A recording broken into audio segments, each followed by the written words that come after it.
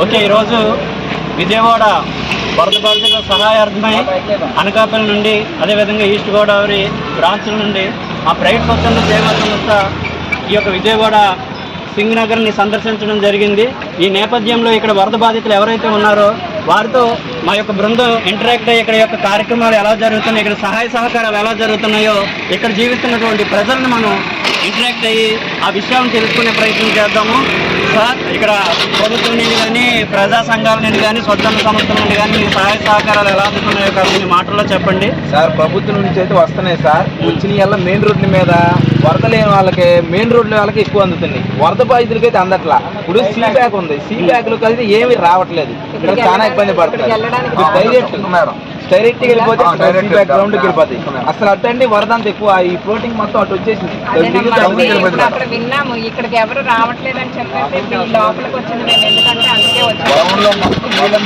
వస్తున్నారు. ఇప్పుడు ఇక్కడ ఇచ్చేస్తున్నారు మేడం, రోడ్ల మీద తీసుకెళ్ళిపోతున్నారు. అక్కడ అసలు వాళ్ళకి అందట్లా.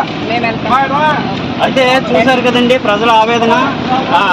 అట్టడుగు ప్రాంతాలకి ఈ యొక్క సహాయ సహకారాలు అందట్లేదని ఇక్కడ ప్రజలు చెప్తున్నారు. సో వాళ్ళ యొక్క సహాయ సహకారాలతో మేము ఆ ప్రాంతాలకు వెళ్ళి నిత్యావసర సరుకులను అదేవిధంగా మిగిలిన వాటిని పంపిణీ చేసే కార్యక్రమాన్ని ఇప్పుడు ప్రారంభించడం జరుగుతుంది. ఇక్కడ ప్రజలకు మా హృదయపూర్వకమైన కృతజ్ఞతలు తెలుపుకుంటున్నాము. మాకు సరైనటువంటి గైడెన్స్ ఇస్తున్నందుకు ధన్యవాదాలు సార్.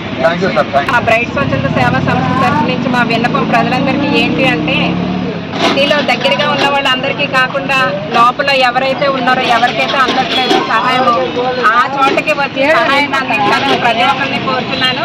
అలాగే ఇప్పుడు మేము వెళ్తున్నామంటే ఇక్కడ ప్రతి ఒక్కరికి కూడా ఏది ఇవ్వలేదు, మాకు ఏ సహాయం అందలేదు అనేసి అంటున్నారు. ఏమీ రావట్లేదని కూడా అంటున్నారు. చిన్నపిల్లలు అందరూ కూడా ఉన్నారని. సో అక్కడికి వెళ్తున్నాము. అక్కడికే వచ్చి సహాయాన్ని అందించవలసిందిగా కోరుతున్నాము. ఓకే, మా సెక్రటరీ గారు చెప్పినట్టుగా ఈరోజు